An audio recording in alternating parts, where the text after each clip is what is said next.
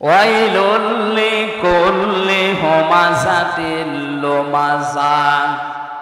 শব্দের দিকে খেয়াল করে করে শুনবেন, কোরআনের প্রত্যেকটা শব্দ হেদায়েতমূলক। আল্লাহ বলেন ওয়াইলুন, দুর্ভোগ, সর্বনাশ, ধ্বংস হয়ে যাক, লিকুল্লি, প্রত্যেক ব্যক্তি। কথাটা বলছে কি? এখানে আমরা যারা এক একজন ব্যক্তি আছি, কথা শোনার পরে তো গা শিউরে ওঠার কথা, কসম খাড়া হয়ে যাওয়ার কথা। এটা হামজার কথা না, এটা সভাপতির কথা না, ইদ্রিস ভাইয়ের কথা না। কথা কার? আল্লাহ বলেন প্রত্যেক ব্যক্তির জন্য দুর্ভোগ, প্রত্যেকটা ব্যক্তির জন্য আফসোস। ওয়াইলুন মানে আফসোস হতে পারে। আফসোস করছে সরাসরি কে? দুর্ভোগ, আক্ষেপ, এরপরে সর্বনাশ, ধ্বংস প্রত্যেকটি মানুষের জন্য। আমার মনে হয় আয়াতটা যখন নাযিল হয়েছিল, আমি তাফসিরে পড়েছি, যখনই নবীজি এতটুকু বলেছিলেন ওয়াইলুল লিকুল্লি, সঙ্গে সঙ্গে যারা সামনে ছিল তারা অ্যাক্টিভ হয়ে গেছে। প্রতিটি মানুষকে আল্লাহ উদ্দেশ্য করছে, না জানি আমিও আছি কিনা। আল্লাহ পাক এবার দ্বিতীয় শব্দে বলেন হুমাযাতিল লুমাযা, যারা সামনে পেছনে মানুষের গীবত করে, পরনিন্দা করে, পরচর্চা করে, এই মানুষগুলোর জন্য দুর্ভোগ, এরা ধ্বংস হয়ে যাবে, এদের জন্য সর্বনাশ। অথচ এই গোনাটা বাংলাদেশে সবচাইতে বেশি। আপনি দেখেন, যে যেখানে আছে ওই জায়গা থেকে আমরা গীবতকে ঘি ভাতের মতো মনে করি। ঘি ভাত যেমন খেতে ভালো লাগে, গীবত করতে মনে হয় তার চাইতে বেশি ভালো লাগে। কথা বলেন না কেন? কবরে নবীজি দুইজনের আযাব দেখেছিলেন। জিবরাইল এসে বলে এখানে আযাব হচ্ছে। নবীজি বলেন এই দুইজনের আযাব খুব বড় পাপের কারণে না, একজন প্রসাব করে পবিত্র হতো না এই ছিটা ফোঁটা থেকে, আর দুই নম্বরের ব্যক্তি হচ্ছে মানুষের দোষ চর্চা করত, গীবত করত। বারবার কোরআনে কারিমে এই কথাগুলো আল্লাহ আমাদেরকে শোনাচ্ছেন, আমরা যেন এই বড় অপরাধ থেকে বেঁচে থাকি। কেউ যদি গীবত আরম্ভ করে, দুনিয়াতে ও নামাজ পড়তে পারে, রোজা রাখতে পারে, কিন্তু অন্তর মরে যায়। কি হয়? অন্তর মারা যায়। মরা অন্তর জান্নাতে আল্লাহ দেবে না, জিন্দা অন্তর লাগবে। এই জন্য আমাদের আবার অন্তর মরে গেল কিনা আপনি মিলাবেন। হুমাযাতিল লুমাযা, হুমাযা বলা হয় মানুষের হাত আর মুখের দ্বারা। হাত আর চোখের দ্বারা যে অপরাধ হয় এটা হুমাযা বলে। আর মুখ আর ঠোঁটের দ্বারা যে জিহ্বা, মুখ আর জিহ্বার দ্বারা যে অপরাধ হয় এইটার নাম হচ্ছে লুমাযা, হুমাযাতিল লুমাযা। অন্য তাফসিরে পেয়েছি এটা একটা জাহান্নামের দরজার নাম। এখানে অনেকে জানি জাহান্নাম 7টা, জান্নাত 8টা, না আরো বেশি আছে। 100টার উপরে আছে যা জান্নাতের স্তর, জাহান্নামের স্তর আছে 100টার উপরে, কিন্তু আমরা সচরাচর 8টা জানি। আর এই হুমাযা, লাযা, হুতামা এগুলো কিন্তু জাহান্নামের নাম না, এগুলো জাহান্নামের স্তরের নাম। এক একটা দরজার সামনে লেখা থাকবে লাযা, সাঈর, সাকার, জাহান্নাম, জাহিম, হুতামা, হাবিয়া, এগুলো লেখা থাকবে জাহান্নামের দরজার সামনে। দুনিয়ায় যে যেই কাজ করেছে তাকে আল্লাহ ওই দরজা দিয়ে বলবে যা। এখানে যে আলোচনা চলছে আজকে হুতামা, এই জাহান্নামের এই যে দরজা লেখা থাকবে হুতামা, প্রবেশ কর, কাকে আল্লাহ বলবে? আল্লাযী জামাআ মালান ওয়া আদ্দাদা। দুনিয়ায় যারা মাল সম্পদ জমা করে আর বারবার হিসাব করে, এই 15.5 বছরের ভেতরে আপনি টাকা নিয়ে আয়াতটা আমার মনে হয় মিলে যাবে। কত মানুষ 5 বিঘা জমি থেকে শুরু করে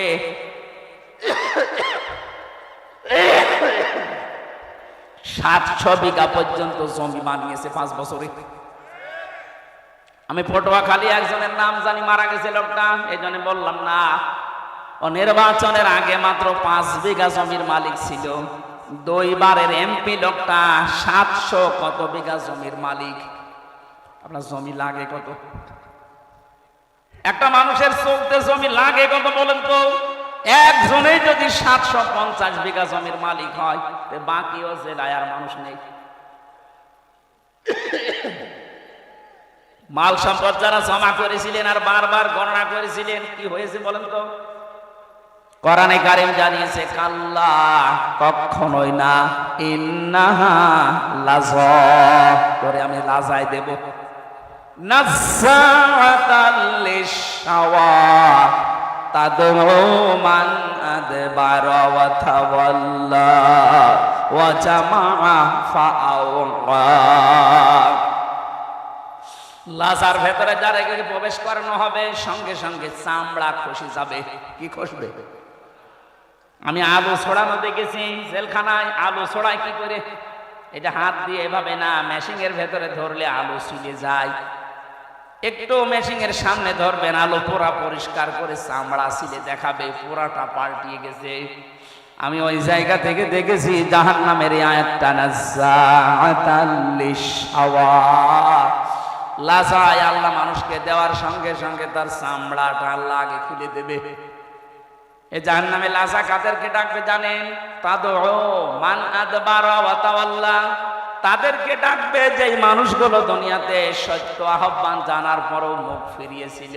আর এটা, এই রোগটা এই দেশে বেশি, কারণ এই দেশের মতো কোরআন দিয়ে ডাক দেওয়া পৃথিবীর কোনো দেশে নেই।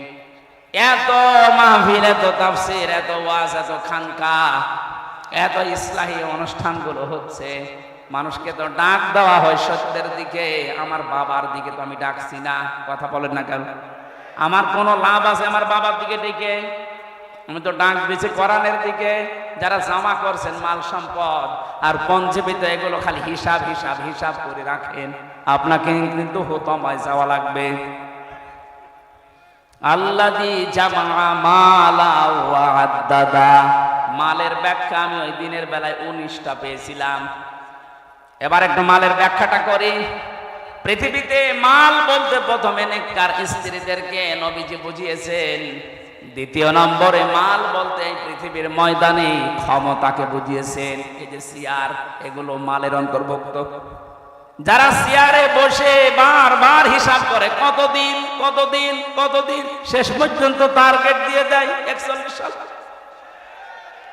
এটা চেয়ারে বসে না, চেয়ার থেকে নেমে বসে টার্গেট দিয়েছিল। এই মাল আদাদা, আদাদ মানে গণনা করা, খালি হিসাব করতে থাকে কতদিন কতদিন। আপনার 1 সেকেন্ডেরও গ্যারান্টি নেই। আপনি 41 সাল টার্গেট দিলেন কি করে? আজরাইলের সাথে চুক্তি করা আছে আপনার, কথা বলে না কেন? হ্যাঁ, একজনের চুক্তি করা ছিল। কয়জনের? একজন মানুষের চুক্তি এই পৃথিবীতে করা ছিল। তার কাছে ওই সময়ের আগে আজরাইল আসে নাই। একবার এসে গিয়েছিল, সে বলেছিল না, আপনার ভুল হচ্ছে। তিনি বলেছিলেন যে না, আমি আমার বাবার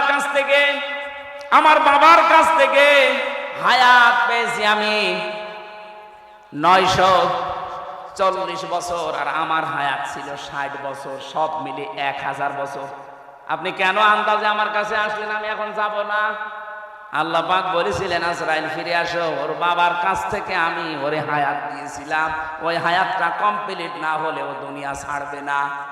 তাহলে একজনের নাই গ্যারান্টি ছিল, আপনার আমার তো কোনো গ্যারান্টি। আরো জোরে বলেন। 1 সেকেন্ডেরও গ্যারান্টি নেই। এই যে বসে আছে, দাঁড়াবো আছে, আর আমরা আন্দাজে টার্গেট দিয়ে দিলাম। প্রথমে দিল 20 সাল, এরপরে দিল 21 সাল, এরপরে দিয়েছে 41 সাল। আমার মনে হয় যদি 41 সাল পর্যন্ত বেঁচে থাকতো, দিত 71 সাল।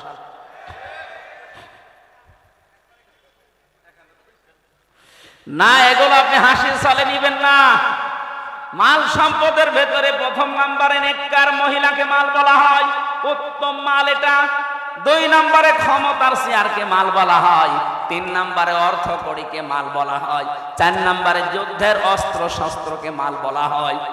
আমি এরকম 19টা পড়েছি তাফসীরের ভেতরে। যারা এগুলো পায় দুনিয়ায় আর জমা করে আর মনে করে এগুলো আমার কাছে স্থায়ীভাবে থাকবে, ইয়াহসাবু আন্না মালাহু আখলাদা, ও মনে করে আমার এই সম্পদ, আমার এই ক্ষমতা, আমার এই প্রভাব প্রতিপত্তি, আমার এই জমি জায়গা, আমার এই অস্ত্র শস্ত্র আমাকে চিরস্থায়ী করে রাখবে।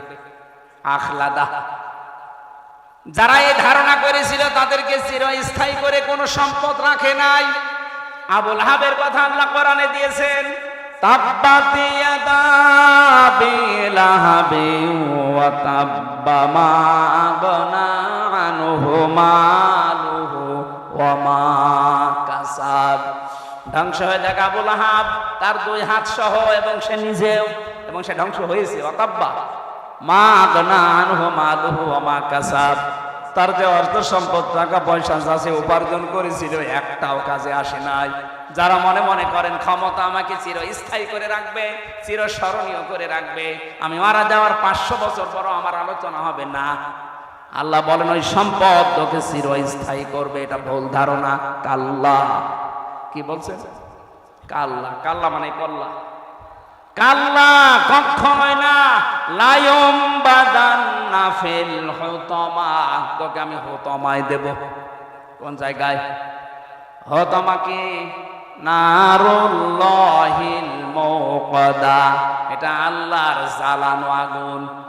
প্রশ্ন আসতে পারে জাহান্নামের অন্যান্য আগুনগুলো আল্লাহ জ্বালায়নি, জ্বালিয়েছে, কিন্তু এটা বেশি জাল দেওয়া।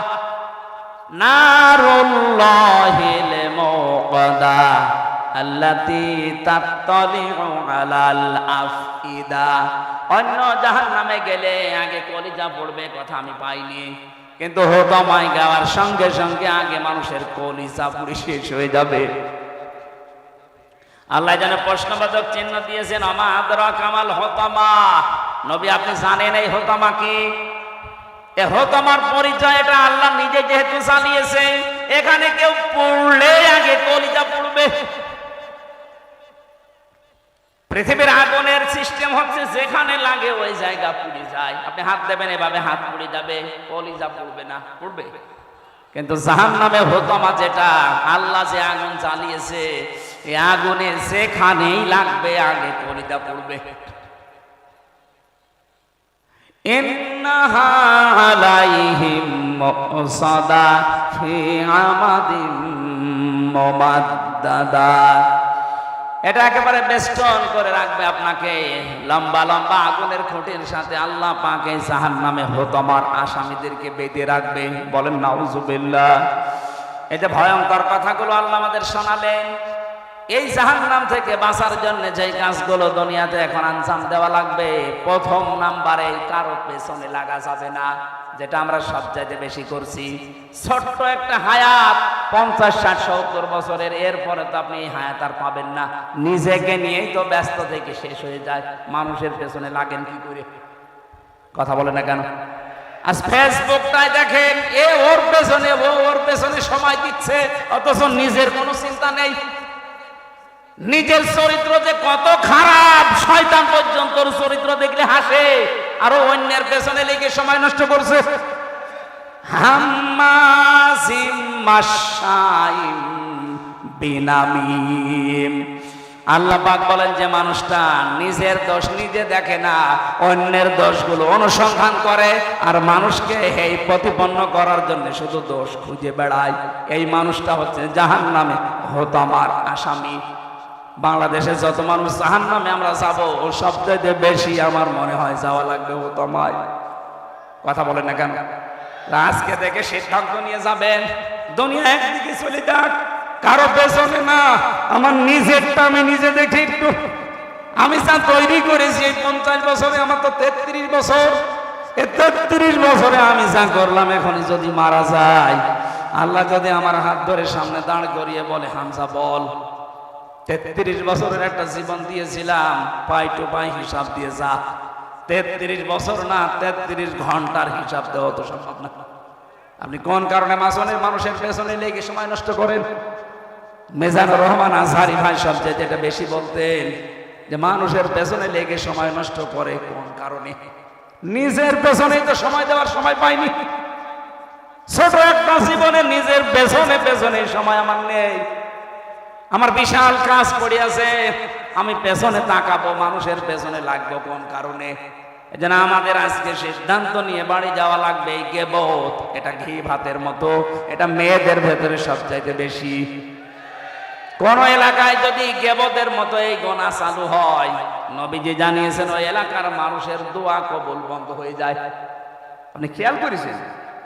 এখানেও যদি কেউ গীবতকারী মানুষ থাকেন, এর কথা ওর কাছে লাগানো, ওর কথা ওর কাছে লাগানো, মানুষকে ছোট করার জন্য, হেই প্রতিপন্ন করার জন্য ফেসবুকে কোনো স্ট্যাটাস ছেড়ে দিয়েছেন, তাহলে আপনি থাকাকালীন এই মাহফিল কবুল হবে না। আপনি চলে যান ভাই, যান যান, ওই যে একজন চলে যাচ্ছে, যান তাড়াতাড়ি যান যান, চলে যান। মোসানবের জামানায় এক মহিলা এই কাজ করতো, শুধু তালাতালি করতো, এর কথা ওর কাছে লাগাতো, মানুষকে ছোট করার জন্য তার দোষ খুঁজে বেড়াতো। একবার মোসানবের জামানায় পানি বন্ধ হয়ে গেল, বৃষ্টি। উনি চাটিয়াল ময়দানে উম্মতদেরকে নিয়ে দোয়া করলেন, আল্লাহ বৃষ্টি দাও। আল্লাহ বলেন না, বৃষ্টি হবে না।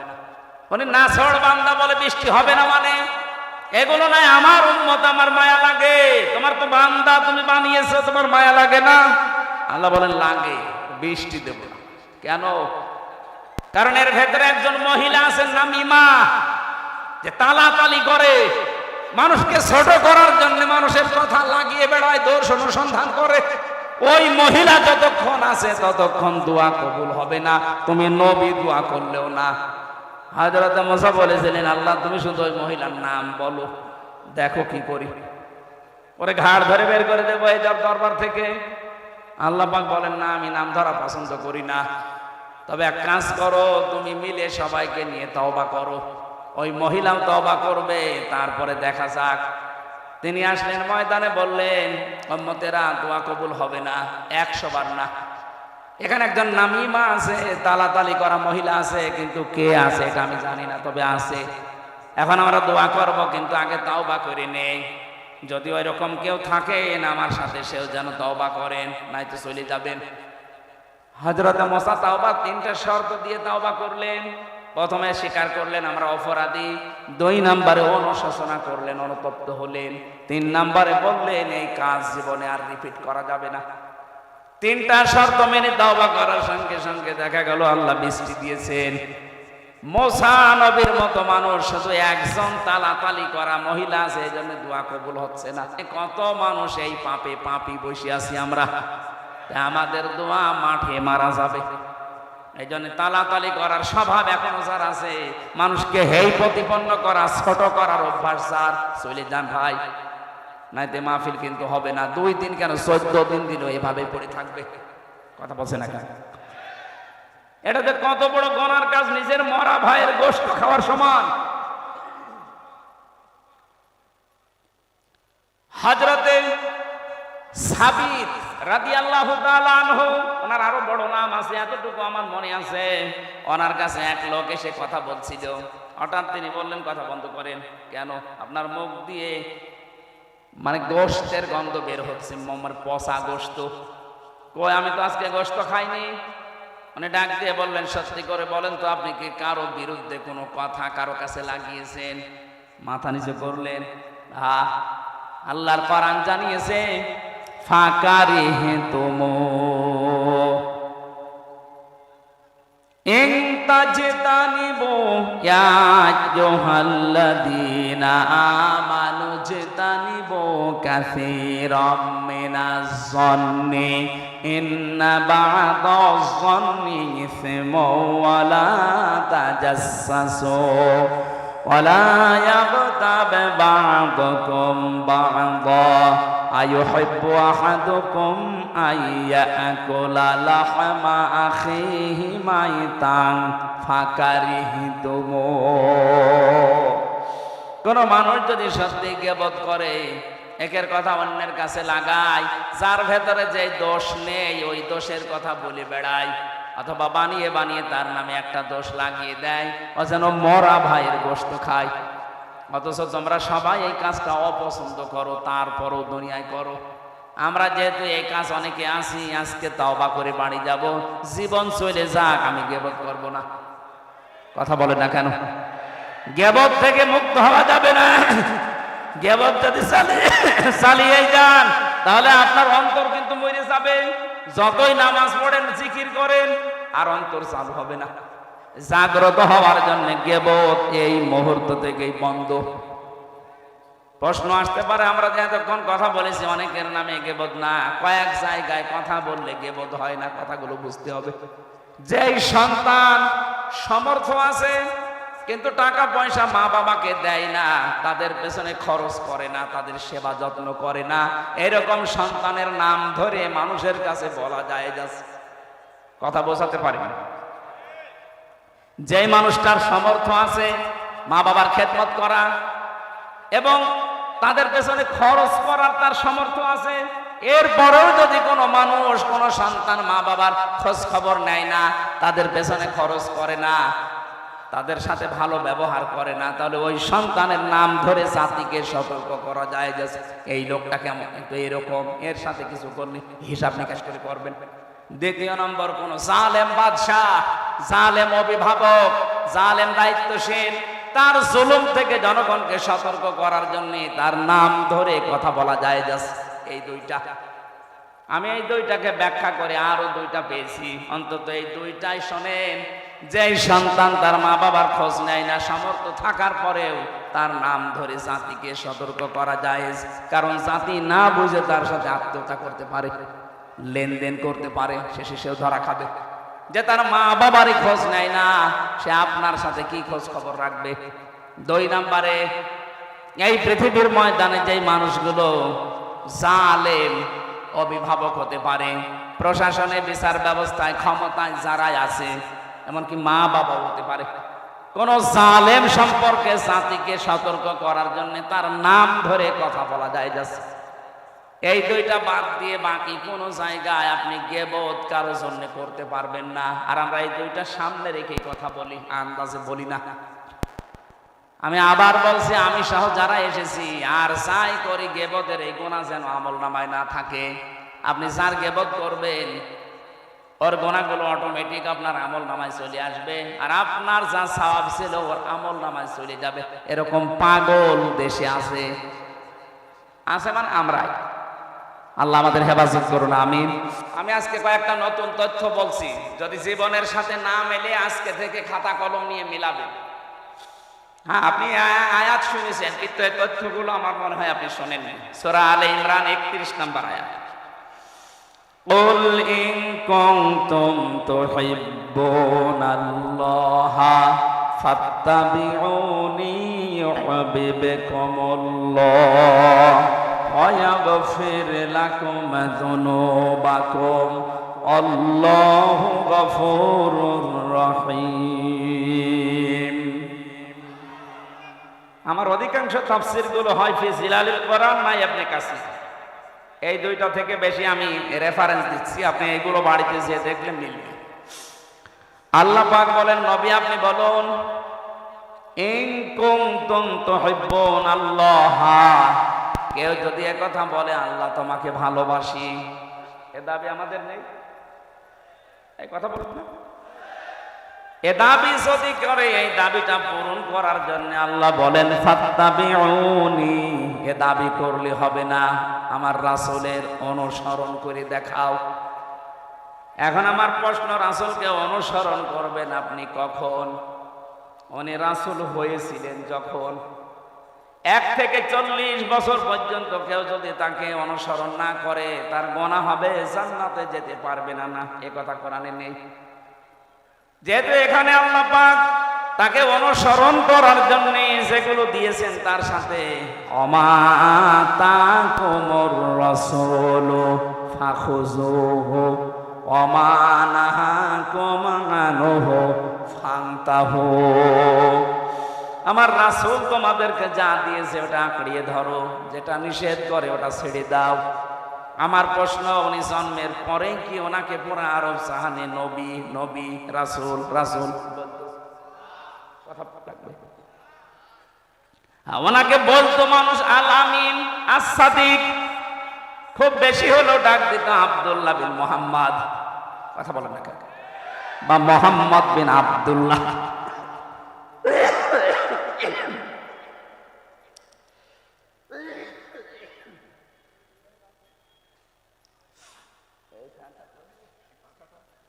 দেন তো, 2 মিনিট পরে বন্ধ করে দিন।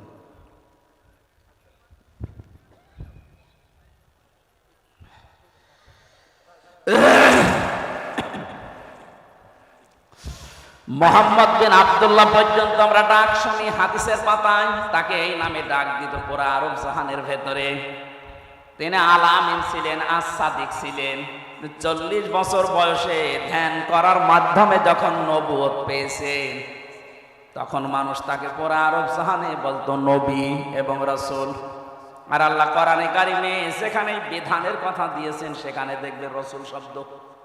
ওমা আতাকুমুর রাসূলু লাকাদ কানা লাকুম ফি রাসূলিল্লাহি লাকাদ জাআকুম রাসূলুম মিন আনফুসিকুম। এরকম 22টা আয়াত কোরআনে আছে। যেখানেই দেখবেন কোন বিধান আল্লাহ জানাবেন সেখানে নবী বলেছেন, রাসূল বলেছেন। কিন্তু আব্দুল্লাহ বিন মোহাম্মদ না মোহাম্মদ বিন আব্দুল্লাহ বলেন নাই। কোন জায়গায় আছে দেখবেন মোহাম্মদ বিন আব্দুল্লাহ আছে। মোহাম্মদ যদি থাকেও সঙ্গে সঙ্গে রিসালাতের ঘোষণা দিয়েছেন 4 জায়গায়।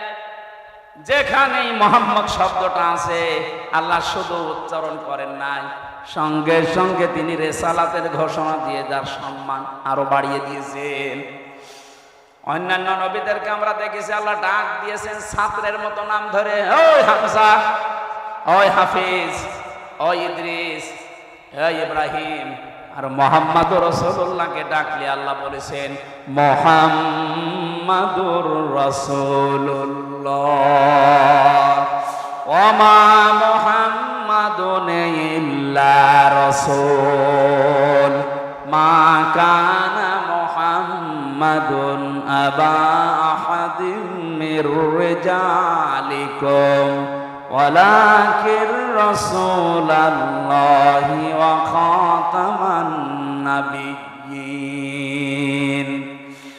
নুজিলা আলা মুহাম্মাদিন ওয়া হুয়াল হাক্কু মির রাব্বিহিম ইলা আখিরি আয়াত। আল্লাহ পাক যেখানেই তার নাম ধরলেন সঙ্গে সঙ্গে রিসালাতের ঘোষণা দিয়ে ওনার যা সম্মান ছিল আল্লাহ আরো বাড়িয়ে দিলেন। যে আমি আল্লাহ নিজেই যখন তাকে রিসালাতের সাক্ষী দেই, দুনিয়ায় কেউ যদি আপনার রিসালাত স্বীকার না করে কোনো অসুবিধা নেই। এটা সূরা ফাতিহার 29-30 নম্বর আয়াতে আছে।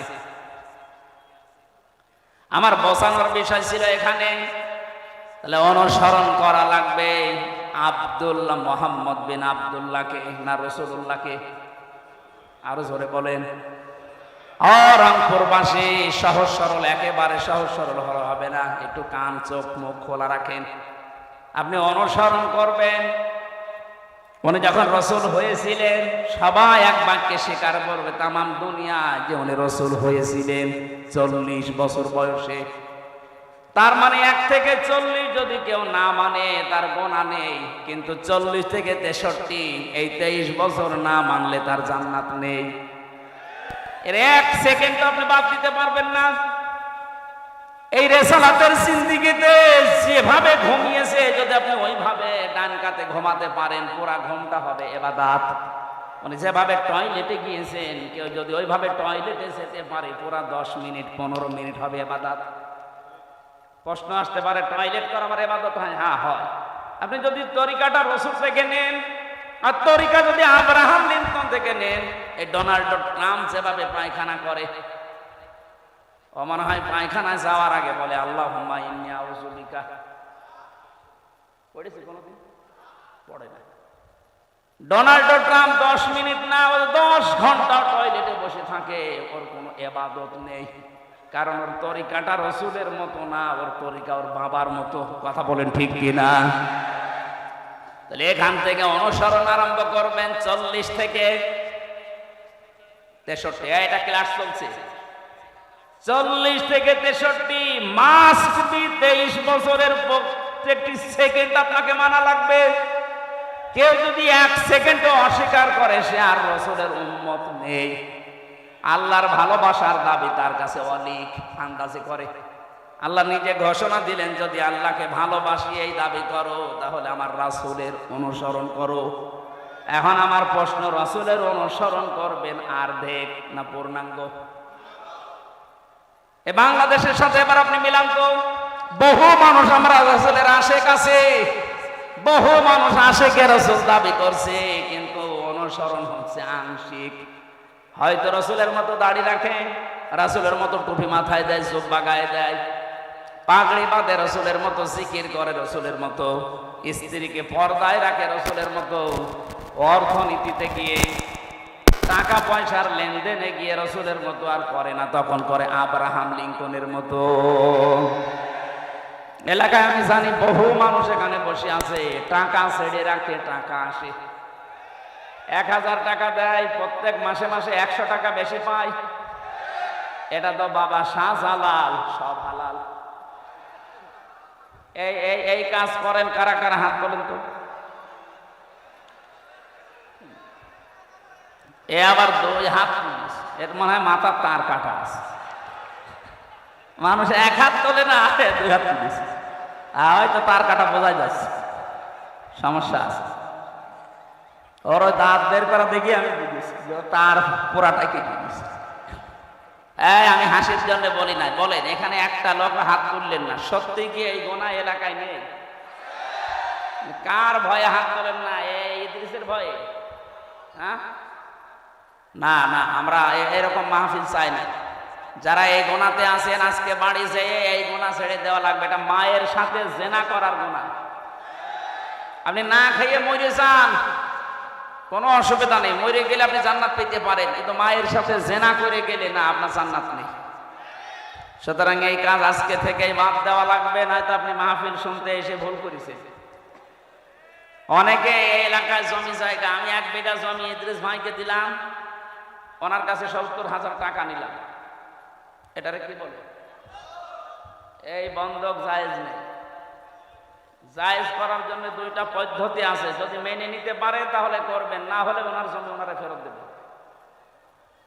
আমি বলবো, আপনি মানবেন তো, নাকি এক কান দিয়ে শুনে আর এক কান দিয়ে বের করে দেবেন? যতদিন ইদ্রিস ভাই আমার জমিটা করে খাবে, ততদিন ওনাকে সরকারের যে খাজনা আছে বছরে বছরে, এটা ওনার দেওয়া লাগবে। 2 নম্বরে, যখন আমার কাছ থেকে টাকা ফেরত নেবে, এই 70,000 8-10 হাজার টাকা কম নেওয়া লাগবে। আপনি 2 বছর 5 বছর 10 বছর করে খান, নেওয়ার সময় 8-10 হাজার কম নেবেন। এই 2টা সিস্টেম যদি মানতে পারেন জায়েজ আছে, না হলে এটা বাদ দেন। আরো 2টা পদ্ধতি আছে। এর পরেরটার নাম ওটা মনে হয় আমাদের কুষ্টিয়ায় বলে খাই খালাসি, খেয়ে দে এসো। এটার লস হয়ে যায় বলে মানুষ করতে চায় না, বলে না হুজুর বাবা ওইটা আমি নেই। অথবা 1 বিঘা জমি দেবেন, বছরে বছরে 10,000 করে টাকা নেবেন। এটা কি? এইটা আছে এলাকায়? হ্যাঁ, এইটা করে 1 বিঘা জমি থেকে 8-10 হাজার টাকা কামাই করা 1 বছরে খুব কঠিন কাজ। আমার মনে হয় মাসলা বলা ঠিক হচ্ছে, করবেন তো ইনশাল্লাহ? রাসূলুল্লাহর জীবন থেকে আমি কথা বলছিলাম, অনুসরণ করা লাগবে। তাহলে আমাদের আংশিক না পূর্ণাঙ্গ? আরো জোরে। আপনি এবার তার জীবনের সাথে মিলাবেন। বহু মানুষ দুনিয়ায় তাকে আংশিক অনুসরণ করেছিল, অনুসরণ করে নাই তা না, তারা অনুসরণ করেছিল রাসূলকে আংশিক। এই জন্য তারা জান্নাতও যায়নি, জাহান্নামে একেবারে নিচে বসে আছে তারা। আব্দুল্লাহ বিন উবাই, এই লোকটার জীবনী পড়েন, ও পুরা জীবনী আমি শেষ করে দেখেছি। রাসূলের পুরাটা জীবনী অনুসরণ করেছে, শুধু রাজনৈতিক জীবনে অনুসরণ করে নাই।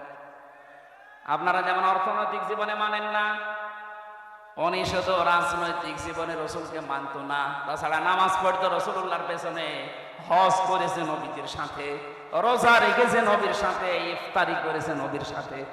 ওর দাড়ি, টুপি, পাগড়ি, জুব্বা, এমনকি ওর নাম পর্যন্ত পাল্টিয়ে পাল্টিয়ে নবীর কথায়। একবার নবীজি বলেছিলেন আল্লাহর কাছে প্রিয় নাম 2টা, আব্দুল্লাহ আর আব্দুর রহমান। ওই দিন থেকে নিজের ছেলের নাম রেখেছে আব্দুল্লাহ, নাতি ছেলের নাম আব্দুল্লাহ, নিজের বাবার নামও পাল্টিয়ে দিয়েছে আব্দুল্লাহ, নিজের নামও দিয়েছে আব্দুল্লাহ।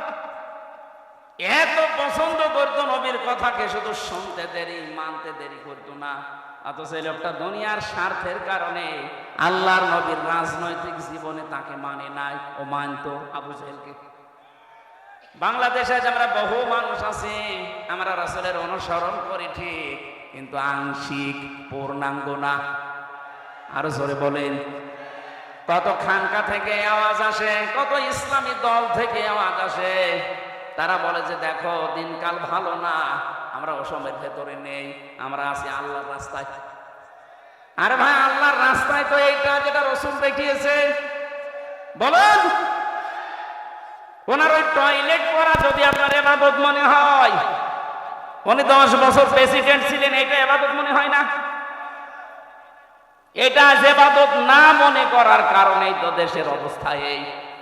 আমরা যদি সবাই রাসূলের এই 23 বছরের জীবনকে সত্যি ইবাদত মনে করে অনুসরণ আরম্ভ করতাম, আমাদের মরণ ওই ফেরাউনের মতো হইতো না। আজ হাজারো মানুষ ফেরাউন হয়ে মরে যাচ্ছে। কথা বলেন ঠিক কিনা? তাহলে রাসূলকে আজকে থেকে অনুসরণ করা লাগবে, আংশিক না পূর্ণাঙ্গ? আমি আবার বলছি, আংশিক না পূর্ণাঙ্গ? আপনি এবার নিবে জীবনের সাথে মিলান, আপনার অনুসরণ কি সত্যি আংশিক হচ্ছে না পূর্ণাঙ্গ? না। তাহলে আংশিক হলে হয় আপনার মরণ হবে আব্দুল্লাহ বিন উবাইয়ের মতো। ও যেমন জাহান্নামে শুধু গিয়েছে তা না, জাহান্নামের নিচে গিয়েছে। ও ছিল মুনাফিকদের সর্দার। আর মুনাফিকদের ব্যাপারে আল্লাহর কথা, ইন্নাল্লাহা জামিউল মুনাফিকিনা ওয়াল কাফিরিনা ফি জাহান্নামা জামিআ। অবশ্যই আমি জাহান্নামে একত্রিত করব মুনাফিক আর কাফেরদের। আগে আল্লাহ দিয়েছেন মুনাফিকের নাম, তার মানে মুনাফিক থাকবে নিচে, উপরে থাকবে কাফের। আবু জাহেল মুনাফিক ছিল না কাফের ছিল? আরো জোরে বলেন। বাংলাদেশে আমরা যারা মুনাফিক হয়ে মরে যাচ্ছি, আমরা আবু জাহেলেরও নিচে যাব। কি বললাম আপনি খেয়াল করেছেন? আবু জাহেলের চাইতেও নিচে থাকা লাগবে জাহান্নামে।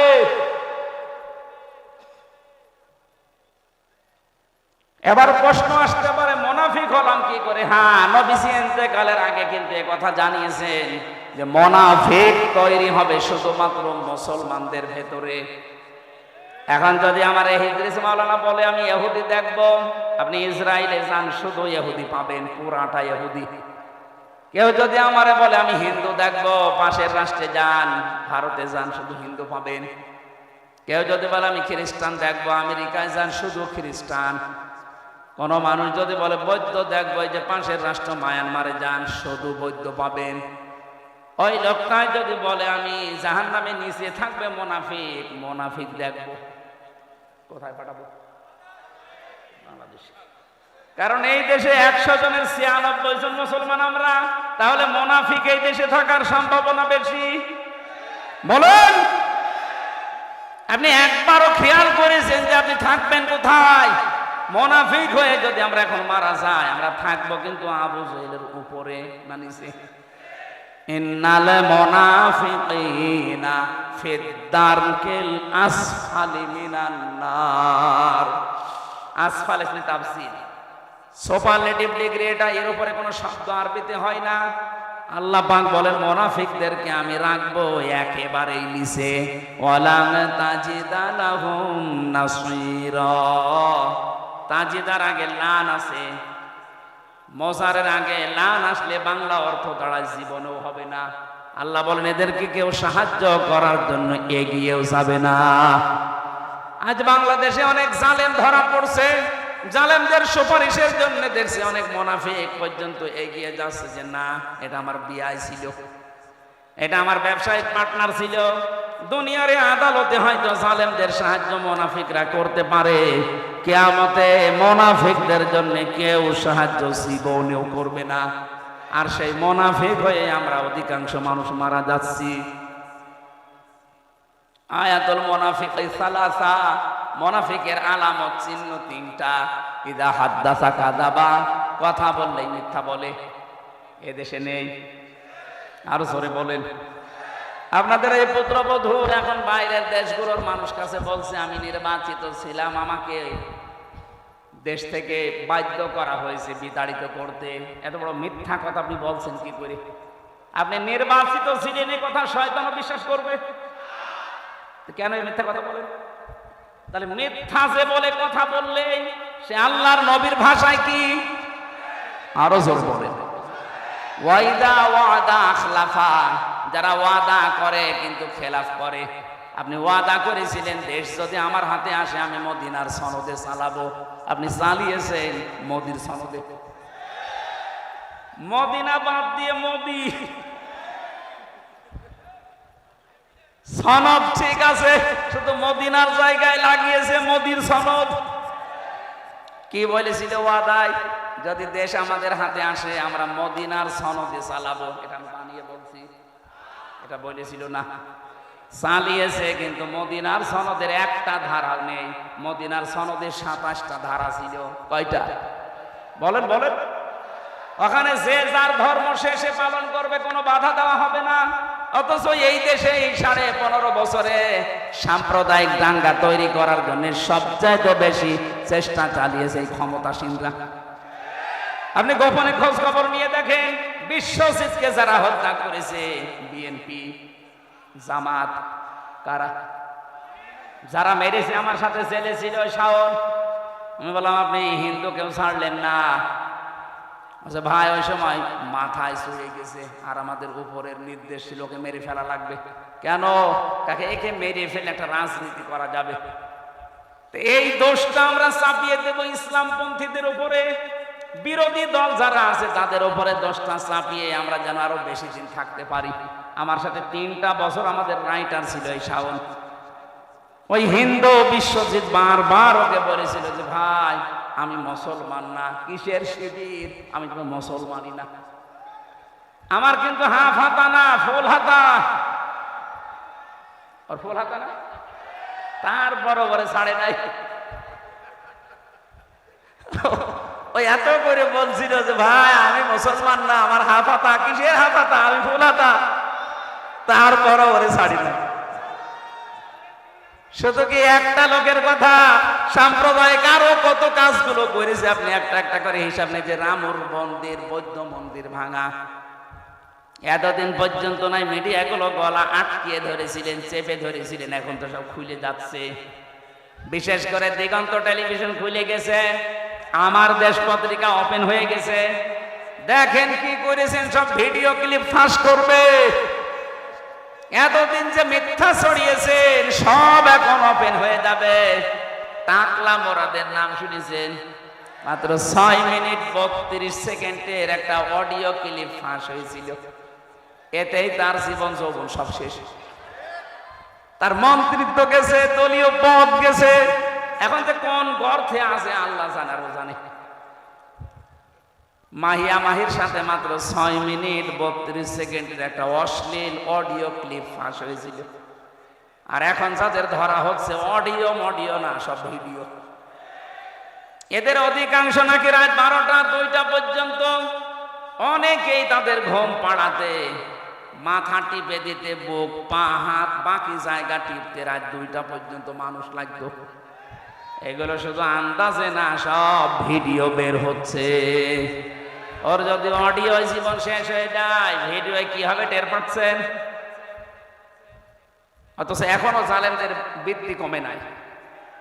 আজকে আদালতে এই যে টাক, আমি নাম নিলাম না, এই টাক বলছে এদিন শেষ দিন না, আরো দিন আছে। ওরে আল্লাহ হেদায়েতের পথে আনবে, কি করে আনবে? ও তো হেদায়েতের পথ সব মেরে ফেলেছে। কথা বুঝতেছেন? আপনার অনুশোচনা আসা লাগবে তো। আপনি অনুতপ্ত হবেন অন্যায় করার পরে। আদম নবীর স্বভাব এটা, ভুল হয়ে গেলে অনুতপ্ত হওয়া। রব্বানা যালামনা আনফুসানা। আর শয়তানের স্বভাব হচ্ছে ভুল হলে অনুতপ্ত হওয়া না, ও আর্গুমেন্ট পেশ করে। আল্লাহকে বলেছিল ক্বালা আনা খায়রুম মিনহু খলাকতানি মিন নারি ওয়া খলাকতাহু মিন তিন। হে আল্লাহ, তুমি আমারে সেজদা দিতে বলো কোন কারণে? আমি ওর চাইতে ভালো, তুমি এটা জানো না? আমি আগুনের তৈরি, ও মাটির তৈরি। আমার কাজ উপরে ওঠা, ওর কাজ নিচে যাওয়া। আমার ভেতরে পাওয়ার আছে, আর ওর ভেতরে তো পাওয়ার নেই। শয়তান অহংকার করেছিল ক্ষমতার। কিসে? আরো জোরে বলেন। কিয়ামত পর্যন্ত যারা ক্ষমতার অহংকার করবে, সে যেই হোক, ও আর মানুষ নেই, ও টাটকা শয়তান। শয়তানকে আল্লাহ 2টা জিনিস থেকে বঞ্চিত করে দিয়েছে। 1 নম্বরে কোনদিন আল্লাহ শয়তানকে মাফ করবে না। 2 নম্বরে কোনদিন আল্লাহ শয়তানকে জান্নাতে দেবে না। কথা বলে না। প্রশ্ন আসতে পারে বাংলাদেশে শয়তান থাকে কোথায়? সূরা আরাফ 16 নম্বর আয়াতে আছে, ক্বালা ফাবিমা আগাওয়াইতানি লাআকউদান্না লাহুম ইলা সিরাতাকাল মুস্তাকিম। আল্লাহ পাক বলেন, শয়তান আমাকে চ্যালেঞ্জ দিয়ে বলেছিল, রব্বুল আলামিন, যাদের জন্য আজ আমার সব বরবাদ হয়ে গেল, এদেরকে আমার সাথে আমি জাহান্নামে নেওয়ার জন্য কোন খারাপ রাস্তায় যাব না। লাআকউদান্না লাহুম সিরাতাকাল মুস্তাকিম, ভালো ভালো রাস্তার মোড়ে মোড়ে আমি কিন্তু অবস্থান নেব। শয়তান সিনেমা হলের সামনে যে দেখবেন রংপুরে পাবেন না, কারণ ও জানে যে এখানে যারা বান্ধবী নিয়ে আসবে শো দেখতে, এগুলো আমার চাইতে বড় শয়তান। শয়তান রাজবাড়ি ভাই গলন্দ ঘাটে যায় না, কারণ ও জানে যে এখানে যারা আসে এ আমার চাইতে খারাপ। শয়তান যায় কোথায়? এইটাওতে পীরগাছা রংপুরে কোরআনের আলোচনা হবে। শয়তান মানুষের সুরত নিয়ে হোক আর শয়তান নিজেই হোক, ও বসে আছে বিভিন্ন জায়গায়, মানুষকে ধোঁকা দিয়ে বোকা বানিয়ে বলবে এখানে কি, এখানে রাজনীতি হবে, চলো যাই। অর্ধ উলঙ্গ উলঙ্গ ড্যান্স হচ্ছে, ওইটা দেখে চোখের মজা নাও। এই কথা বলছে না কেন? এরকম শয়তান নেই? হয়তো আপনি দেখতে পাচ্ছেন না তাই। শয়তানের শেষ কথা ছিল, ফাম্মালাতিয়ান্নাহুম মিন বাইনি আইদিহিম ওয়া মিন খালফিহিম ওয়া আন আইমানিহিম ওয়া আন শামাইলিহিম ওয়া লা তাজিদু আকসারাহুম শাকিরিন।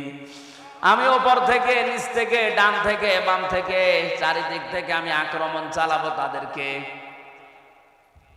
হে আল্লাহ, তুমি অধিকাংশ মানুষকে তোমার শুকরগুজারি বান্দা হিসাবে পাবে না। আমার মনে হয় শয়তানের এই চ্যালেঞ্জ সে এখন সফল। সে আজ আমাদের উপর থেকে, নিচ থেকে, ডান বাম থেকে যে কোনো কায়দায় প্ররোচনা দিয়ে, কুমন্ত্রণা দিয়ে, ওয়াসওয়াসা দিয়ে, যেভাবেই হোক তার নিজের দলের দিকে আমাদেরকে টেনে নিচ্ছে। শয়তানের যা কাজ, ওইটা যদি কেউ করে মনে করবেন ওইটাই শয়তান। শয়তানের এক নাম্বার কাজ হচ্ছে ও মানুষকে সরল পথ থেকে দূরে সরানোর জন্য ভালো ভালো রাস্তায় থাকে। 2 নাম্বারে শয়তানের কাজ হচ্ছে অপচয় করা। কি করা? বলেন বলেন। ইন্নাল মুবাদ্দিরিনা কানু ইখওয়ানাশ শায়াতিন ওয়া কানাশ শাইতানু লিরাব্বিহি কাফুরা। অবশ্যই শয়তান, যারা অপচয় করে এরা শয়তানের ভাই হয়ে যায়। কোরআন শরীফের ভেতরে আমি এমন কোনো আয়াত পাইনি যেই কাজ করলে মানুষ শয়তানের ভাই হয়। শুধু একটা কাজে, আপনি নামাজ পড়েন না শয়তানের ভাই, কথা কোরআনে নেই। রোজা রাখেন না শয়তানের ভাই, আমি পাইনি, কিন্তু এইটা পেয়েছি, যারা অপচয় করে এরা শয়তানের। আরো জোরে বলেন। অথচ এই দেশে অপচয়ের কোনো অভাব আছে? একটা ব্রিজ বানাতে বাজেট হয়, আজকে দেখলাম ট্রেনে, মেট্রো রেলের না কোন রেলের যেন একটা ব্রিজ মনে করেন বানাতে লাগবে 5 কোটি টাকা। 5 কোটি টাকা বাজেট হওয়ার পরে তিনবার আবার বাড়াতেই থাকে। বাকি বাড়াতে বাড়াতে বানিয়েছে 15 কোটি। 5 কোটির জায়গায় ও 5 কোটি টাকা দিয়ে ব্রিজ হয়ে যেত। প্রথমে যে হিসাব দিয়েছিল হয়ে যাওয়ার কথা, বাকি যে টাকাগুলো নিয়েছেন এগুলো হয় আত্মসাৎ করেছেন, নাই অপচয় করেছেন। প্রত্যেকটা জায়গায় অবস্থায় একই। আমার দাদা তো চেয়ারম্যান ছিল অনেক দিন, আমার চাচাও ছিল অনেক দিন। আমি শুনেছি এদেশের রাস্তার জন্য যে বাজেট আছে, যদি উপরওয়ালা খেয়ে না ফেলে, যত টাকা বাজেট হয় এই রাস্তার টাকাগুলো যদি সত্যি রাস্তায় কাজে লাগানো যায়, 1 ইঞ্চি রাস্তা বাংলাদেশে কাঁচা থাকার কথা না। এত টাকা রাস্তায় বাজেট হয়। কিন্তু উপরওয়ালা থেকে আসতে আসতে চেয়ারম্যান আর মেম্বার পর্যন্ত যদি 5 কোটি আসার কথা আসে 50 লাখ, 4.5 কোটি টাকা আল্লাহর ওলিরা খেয়ে ফেলেছে। তো রাস্তা টিকবে কি করে? 10 বছরের টার্গেট দেয়, 1.5 বছরের রাস্তা ডেলিভারি রোড হয়ে যায়। কথা বলেন ঠিক কিনা? তাহলে অপচয় যারা করে শয়তানের দেখা লাগবে না, এটাই শয়তানের ভাই। 3 নাম্বার শয়তানের কাজ হচ্ছে শয়তান যৌনতা ছড়াতে ভালোবাসে। কি? ও লজ্জায় স্থান মানুষকে দেখাতে ভালোবাসে, দেখতে ভালোবাসে। আজ তাকান বাংলাদেশের দিকে, সিনেমা জগতে নভেল, নাটক, থিয়েটার যারা বানায়, কি আছে এর ভেতরে শিক্ষা আপনি একটা দেখান। যৌনতা দিয়ে ভরপুর করা একটা নাটক, একটা সিনেমা, নাম দিয়েছে পবিত্র ভালোবাসা। ভালোবাসা আবার পবিত্র হয়। রংপুর বাসে আমরা মুনাফিকের যে আলামতগুলো একটা একটা করে বলছিলাম। 3 নাম্বারে যখন মানুষের কাছে আমানত রাখা হয় মানুষ তা খেয়ানত করে, এটা হচ্ছে মুনাফিক। আর এদের স্থান আল্লাহ দেবে জাহান্নামের উপরে না নিচে? যেহেতু বাংলাদেশে আমরা মুসলমান বেশি, মুনাফিক থাকার সম্ভাবনা বেশি। আমার ভেতরে আবার মুনাফিকের জার এসে গেল না তো? এই হিসাবে আমাদের সতর্ক থাকা দরকার। দাড়ি, গোঁফ, মোছ, এই যে আজকের সভাপতি যিনি, উনি যদি এখন দাড়ি কাটতে যায়, মোছ কাটতে যায়, সেলুনওয়ালাকে বলবে, ভাই এই যে ব্লেড, এটা দিয়ে আপনি কয়জনকে সেভ করেছেন বলেন। যদি বলে এর আগে আরো 4-5 জনকে করা আছে, যদি সচেতন মানুষ হয় 100 বার বলবে আগে ব্লেড পাল্টান। এর আগে যাদেরকে সেভ করেছেন, ওর যদি কোনো জায়গায় কেটে যায়, ওর ওই রক্তের ভেতরে কি আছে সে বাবা আমি জানি না, ওইটা যদি আমার ভেতরে লাগে ওইটা আমার ভেতরে আসতে পারে। দাড়ি সেভ করতে গিয়ে, গোপ কাটতে গিয়ে এত সচেতন মানুষটা, অথচ মুনাফিকের যে জারগুলো আমি কথা বললাম এতক্ষণ, এটা আবার আমার ভেতরে এসে গেল কিনা একটা বারের জন্য আমাদের অনুভূতি নেই, চিন্তাও নেই। পাগলও তো চিন্তা করবে। এই জন্য মুনাফিকের যে কথা বলছিলাম, আব্দুল্লাহ বিন উবাইয়ের অনুসরণ করা রাসূলকে হয়েছিল ঠিক, কিন্তু পূর্ণাঙ্গ না আংশিক। আমরা আবার যেন রাসূলের অনুসরণ আংশিক না হয়, যেন পূর্ণাঙ্গ হয়। আল্লাহ পাক আয়াতের ভেতরে ফাত্তাবিউনি দিয়েছেন, যদি আমার রাসূলের অনুসরণ পূর্ণাঙ্গ করতে পারো, ইউহিব্বুকুমুল্লাহ, আমি নিজেই তোমাদেরকে ভালোবেসে ফেলেছি না ভালোবাসবো। এখানে আলেম নেই? ইউহিব মুজারে, বর্তমান, ভবিষ্যৎ, প্রেজেন্ট, ফিউচার। কেউ যদি রাসূলের অনুসরণ পূর্ণাঙ্গ ভাবে করবে বলে সিদ্ধান্ত নিয়ে চলতে থাকে, যখন পূর্ণাঙ্গ অনুসরণ করা আরম্ভ করব এই কথা বলে পথ চলবে, তখন আল্লাহ ওকে ভালোবাসা আরম্ভ করবে। তার মানে যার আংশিক অনুসরণ হচ্ছে, এখনো সে আল্লাহর ভালোবাসা বলেন না কেন? কারণ এখানে পাস্ট দেয়নি, অতীতের শব্দ নেই, এটা মাঝি দেওয়া নেই, এটা মুজারে। ইউহিব্বুকুমুল্লাহ, যখন থেকে আপনার অনুসরণ মাথা থেকে পা পর্যন্ত, রান্নাঘর থেকে আন্তর্জাতিক জীবন পর্যন্ত পুরাটা দেখবেন যে হ্যাঁ আমার রাসূলের অনুসরণ হচ্ছে, আর আমি এখন থেকে সিদ্ধান্ত নিয়ে নেমে পড়লাম, তখন আপনি বিশ্বাস করতে পারেন যে আমাকে আল্লাহ কেবল ভালোবাসা শুরু করলো। কথা বোঝা গেছে না? তাহলে যারা এতদিন আংশিক অনুসরণ করেছেন তাদেরকে আল্লাহ এখনো ভালোবাসেনি। সেই পীর বাংলাদেশে এই কথা বলে যে আমি রাজনীতি করি না, আরে ভাই আপনাকে তো মানুষের বানানো রাজনীতি করতে বলছি না, আপনাকে বলছি আমি রাসূলের রাজনীতি করতে। তাহলে যারা বলে যে আমরা ওসব ঝামেলাই নেই, আমরা খালি দরবার নিয়ে আসি, আল্লাহর কসম ওকে আল্লাহ এখনো ভালোবাসা আরম্ভ। বলেন এর চাইতে আর কি ব্যাখ্যা দেওয়া যায়? বলেন। এই আয়াত অনুযায়ী বাংলাদেশে বহু মানুষ আমরা এখন আল্লাহর পূর্ণাঙ্গ ভালোবাসা এখন শুরুই করেনি। আল্লাহ জান্নাত দেওয়া, মাফ করা তো অনেক দূরের কথা। আয়াতের পরে আরো 2টা শব্দ আছে। আল্লাহ পাক বলেন আমি যদি কাউকে ভালোবাসা আরম্ভ করি 2টা লাভ তার আছে। ওয়াগফির লাকুম যুনুবাকুম, ইয়াগফির এটা মুজারে, বর্তমান, ভবিষ্যৎ, প্রেজেন্ট, ফিউচার। জামবন না যুনুব বহু বছর। আল্লাহ পাক বলেন ওই মুহূর্তে ওর জীবনের যত অপরাধ ছিল সব আমি আল্লাহ মাফ করে দেব না দিয়েছি? বলেন বলেন। তাকে মাফ করে দেব, এখন দেব বা দিয়ে সামনেও দেব, এখন দিচ্ছে। তাহলে আমরা যদি আল্লাহর ক্ষমা পেতে চাই এই মুহূর্ত থেকে চোখ কান বন্ধ করে রাসূলুল্লাহর অনুসরণ পূর্ণাঙ্গ না আংশিক? আরো জোরে। যদি সত্যি আপনি সিদ্ধান্ত আজকে এখান থেকে নিয়ে বাড়ি যেতে পারেন, আল্লাহ বলেন যুনুবাকুম, একটা অপরাধ থাকবে না, সব মাফ হয়ে যাবে। কিন্তু একটা ঝামেলা এখানে আছে, এই যে ইয়াগফির লাকুম যুনুবাকুম, এই শব্দটা দেওয়ার তাফসিরে আমি দেখেছি আল্লাহ শুধু মাফ করে দেবেন যত অপরাধ আপনি আল্লাহর সাথে করেছেন, হকুল্লাহ যেটা।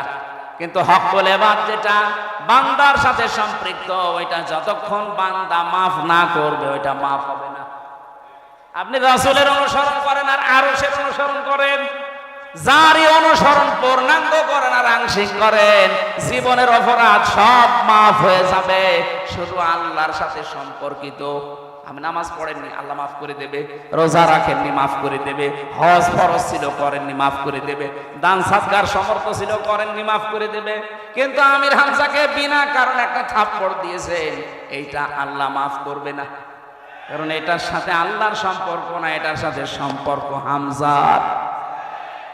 আমাকে যারা 3টা বছর জেল খাটালেন বিনা কারণে, আপনি নিজেই রিমান্ডে বলতেন আপনার দোষ নেই, আমরা জানি দোষ নেই, জানি বলার পরও আপনি আমাকে টাঙিয়ে রাখলেন কোন কারণে বলেন? এইটা তো আমি জীবনও মাফ করব না। মাফ করতে পারি আমাকে যে ক্ষতির সম্মুখীন করেছেন ওই ক্ষতিপূরণ দেন। 3 বছরে আমার বাবার কাছ থেকে 30 থেকে 32 লাখ টাকা নিয়েছেন, আগে এই টাকা ফেরত দেন। 2 নম্বরে আমারে ফাঁসির কন্ডেম সেলে 3 বছর রেখে দিয়েছিলেন। আমার মামলার সাথে যারা জড়িত, এই মামলার আয়ু থেকে শুরু করে একেবারে উপরের নির্দেশ, যত মানুষের সাথে টপ টু বটন জড়িত, প্রত্যেকেই আমি চাই তারা ফাঁসির কন্ডেম সেলে 3 বছর থাক। আমার মতো আয়না ঘরে 10 দিন থাক, এরপরে মাফ করে দেব। বলে এখানে আমরা রাসূলের অনুসরণের মাধ্যমে মাফ পাবো তারা যারা আল্লাহর সাথে সম্পর্কিত। কিন্তু বান্দার সাথে যদি কেউ সম্পর্কিত কোনো অন্যায় করে থাকেন, আপনার কারণে ইদ্রিস আলীর মতো মাওলানা কথা বলতে পারে নাই মসজিদে, এরকম ইমাম দেশে ছিল না? আপনার কারণে ব্যবসাও করতে পারে নাই, আপনার কারণে বিনা কারণের ব্যবসা বাণিজ্য সব মাঠে মারা গেছে। আপনি চাঁদাবাজির মাধ্যমে টাকাগুলো নিজের মনে করে নিয়েছেন। আমারে ধরার পরে আমারে বলছে আপনার বাবাকে খবর দেন যেন 10 লাখ টাকা দিয়ে যায়, নাই তো কালকে 50টা মামলা দেব। আমার বাবা 8 লাখ দিয়েছিল সঙ্গে সঙ্গে, আবার বলছে সেই 2 লাখ কই, মনে হচ্ছে টাকা পাই সেই টাকা খাচ্ছে। এত বড় শয়তান! আরে আমার বাবা তো কথা রেখেছে, 8 লাখ 10 লাখের জায়গায় তো 8 লাখ দিয়েছে। তুই কথা কি রাখলি? তুই যে বললি 50টা মামলা দেব, টাকা না দিলে। টাকা তো দিয়েছিল ঠিক, কিন্তু তারপরেও তো তুই মামলা দিলি। আর তুই এখন বলি যে হুজুর আমার জন্য কিছু করবেন না, আমারে মাফ করে দিন। মাফ? এদিকে তোরে মাফ করছি শয়তান। কিসের মাফ? আমার মামলার আয়ুর সাথে থেকে শুরু করে যারা একেবারে উপর পর্যন্ত একটারও মাফ নেই। আগে টাকা ফেরত দেবেন, ক্ষতিপূরণ দেবেন, আর আমার মতো 3 বছর জেলে থাকবেন, তারপরে আপনার যুনুবাকুম সব মাফ হয়ে যাবে। তাছাড়া আমি হাজী সাহেব হয়ে বসে আছি, কাবা শরীফের গেলাপ ধরে কাঁদলেও মাফ হবে না। আমি আশা করি কথা বোঝাতে পেরেছি। এরপরেও যদি কেউ না বোঝার ভান করে থাকেন, এদিকে আসেন, রংপুরের মানুষ ঝাড়ি কোদাল দিয়ে বোঝাচ্ছে। আপনারে আর বুখারী শরীফ কোরআন শরীফ দিয়ে হবে না, বাকারি শরীফ লাগবে। 1400-1500 বছর পরেও আমরা এখন দেখতে পাচ্ছি নবীর উম্মতদের পিঠ 2024 সালের 5 আগস্ট পর্যন্ত বাঁকা ছিল। শুধু পিঠ বাঁকা ছিল না, আমাদের বুকের উপরে একটা জগদ্দল পাথর ছিল। আল্লাহ পাক মনে হচ্ছে দয়া করে তিনি এ পাথর নামিয়ে দিয়েছেন। ফালাম্মা নাসু মা যুকিরু বিহি ফাতাহনা আলাইহিম আবওয়াবা কুল্লা শাইইন। যখন মানুষ আল্লাহর বিধান ভুলে যায়, তখন তাদেরকে ক্ষমতার চেয়ার আল্লাহ দিয়ে যতগুলো দরজা আছে সব খুলে দেয়। আমরা 2006 থেকে 2024 পর্যন্ত এইটাই দেখেছিলাম। যখন ওরা আল্লাহর বিধান মানুষ পৃথিবীতে বলতে আরম্ভ করেছে, আল্লাহ রাব্বুল আলামিন এমন কোন দরজা নেই এই জমিনের জন্য খুলে দেয়নি। টাকা পয়সা, অর্থ সম্পদ, প্রভাব প্রতিপত্তি সব খুলে দিয়েছিলেন। হাত্তা ইদা ফারিহু বিমা উতু, আল্লাহর এই দানকৃত বস্তু পেয়ে যখন তারা আনন্দে আত্মহারা ছিল, আখাযনাহুম বাগতাতান, আল্লাহ তাআলা বলেন আমি হঠাৎ করে তাদেরকে ধরলাম। ফাইযা হুম মুবলিসুন, এ মানুষগুলো হতাশ হয়ে গেল, নিরাশ হয়ে গেল। কোরআনের এই আয়াতগুলো স্টাডি করলে, গবেষণা করলে দেখা যাচ্ছে এটা নাজিল হওয়া ১৫০০ বছর আগে, অথচ মনে হচ্ছে ২০২৪ সালের ৫ই আগস্ট আল্লাহ এই আয়াতগুলো দুনিয়ায় পাঠিয়েছেন। আবার একেবারে সব মিলে গেছে, একটা কথাও মানে চোল পরিমাণে মিথ্যা নেই। আখাযনাহুম, আল্লাহ বলেন আমি ধরেছিলাম তাদেরকে বাগতাতান, আকস্মিক ভাবে। এমন ভাবে আল্লাহ ধরেছেন, আপনি তাকান, এ মানুষগুলো দুপুরের খাবার রান্না করেছিল, খেতে পারেনি। কত কিছু জোগাড় করেছিল বিভিন্ন বাড়িতে বাড়িতে, কেউ নিতে পারেনি। যে যেখান দিয়ে ইচ্ছা পালিয়েছে, এমন ভাবে পালিয়েছে নৌকায় করে পালাতে যে দরবেশও ধরা খেয়ে গেছে। আয়াতের কথা ছিল ফাইদা হুম মুবলিসুন, ওরা হতাশ হয়ে যাবে। দেখেছে আদালতে তোলার সময় কালকেও দীপমণি কি কান্নাকাটি করা। পলক সাহেব মোনাজাত চাচ্ছে যে আমার জন্য দোয়া করে, আপনার জন্য দোয়া করবো, আপনি দোয়া বিশ্বাস করেন? দোয়া করা মানুষগুলোকে আপনি এতদিন সেলখানায় ভরে রেখেছিলেন, কিসের দোয়া করবে আপনার জন্যে? এই আয়াতের পরের শব্দ আনআমের ৪৪ নম্বর আয়াত, ফাকতিয়া দাবিরুল কওমিল্লাযিনা যালামু, আল্লাহ বলেন জালেমদের শিকড় কেটে দেওয়া হয়ে গেছে। শব্দের দিকে তাকান, ফাকতিয়া, জালেমদের শিকড় কেটে দেওয়া হয়ে গেছে। কেটেছে কে? এটা মজহুল, জানা নেই। এই ছেলে, আমি কি আর কি মারছেন? বসেন। এমনিতে রাত হয়ে গেছে, রাত 10টা, এত রাত পর্যন্ত তো কথা বলা ঠিক না। রংপুর বিভাগে আসতে মনে বলে নাই, কারণ এরা তোলে রাত করে। কেন পাবনার চাইতে কি বড় মাহফিল এটা? এর চাইতে পাবনা দারুল আমানত আসতে 10 গুণ মানুষ হয়। 5.5 লাখ 6 লাখ মানুষ রিপোর্ট দিয়েছে এনএসআই। 5 লাখ 6 লাখ মানুষ যেখানে, এখানে তো 50,000 হবে না। এর চাইতে 10 গুণ হবে না সেখানে। কয় কোনো গ্যাঞ্জাম নেই, মাগরিবের পর থেকে এশা পর্যন্ত একজন, এশার পরে 9:30টায় মাহফিল শেষ। তাতে মাহফিল হচ্ছে না? 27 বছর সাইদি সাহেব বলছে ওরা না, রাত 10টা ছাড়া মানুষ আসে না। আজ মানুষ আসে না মানে আপনি সিস্টেম করে ফেলেছেন এটা। আর এসার পরে আমার পরে আবার 2 জন রেখেছে, মানে এই কমিটি কারা? এরা কোনোদিন দেয়নি এটা। আগামীতে কোনো জায়গায় অনুষ্ঠান দিলে রাত বেশি করা যাবে না ভাই, মানুষের অনেক কাজ আছে রাতে। আপনি এইটাই রাত্রে 11টা 12টা পর্যন্ত করে শেষে তাহাজ্জুদ পড়বে না, ফজরের নামাজ তো আমার মনে হয় অনেকে পড়েই না। অনুষ্ঠানগুলো দেখে যদি মানুষ নামাজের দিকেই না আসে, আখেরাত ভিত্তিক জীবন গঠন না করে, তো এটা দিতে বলিস কি? খালি টাকা কালেকশনের জন্য। এই জন্য তো দুনিয়ার কিছু উন্নয়ন হচ্ছে, আমাদের আখেরাতের কিছু হচ্ছে না। আগামীতে কোনো জায়গায় রংপুর বিভাগের ভেতরে যদি নিয়ে আসেন, আমি হাতে পায়ে ধরে বলছি আমার সাথে কাউকে রাখবেন না। আর রাখলে ওকে মাগরিব থেকে এশা পর্যন্ত শেষ করে দেবে। এশার নামাজ যাই কয়টায় হোক, যদি 7:30টায় হয় আমার 8টায় তুলে দেবে। তাফসীর করতে হলে 1-1.5 ঘন্টা সময় লাগে একটা আয়াতের উপরে। আপনারা মানে তোলেনি রাত 10টায়। আমারে ডাক্তার বলছে রাত 10টার ভেতরে ঘুমিয়ে পড়বেন। সেদিন দেখলেন না রংপুরে এসে কি অবস্থা হয়েছিল? মরেই তো গিয়েছিল। আমার মিনি স্টক হয়েছিল ঢাকায় পরীক্ষা করার পর, এই সাইডটা পুরো ড্যামেজ হয়ে গিয়েছে। ডাক্তার বলছে আপনি ঘুমাবেন, রাত 10টার পরে জীবনও জেগে থাকবেন না, তাহলে কিন্তু আবার ওরকম। এখন কি করবো বলেন? আপনাদের বারবার এসে বলছে আমরা রাত 9টা থেকে 9:30টায় তুলে দেবেন। কালেকশনই শুরু করেননি। এসার পরে যদি 2 জন রাখবেন তা আমার নিয়ে আসলেন কেন? আমি ওখান থেকে বাড়ি চলে যেতাম। যেহেতু রেকর্ড হচ্ছে, আগামী থেকে এটা করবেন না ভাই। আমার এই যদি মেরে ফেলেন তো কি গরু দিয়ে চাষ করবেন? গরু মেরে ফেলেন হবে? তো কিছুদিন আরো বাঁচতে দেন। এমনি জালেমরা যা করেছে 3টা বছর জীবনটা শেষ করে দিয়েছে। 3 বছর ফাঁসির কন্ডেম সেলের ভেতরে খেয়ে না খেয়ে বেঁচে আছি অনেক ভালো, তো মরে যাওয়ার কথা ছিল।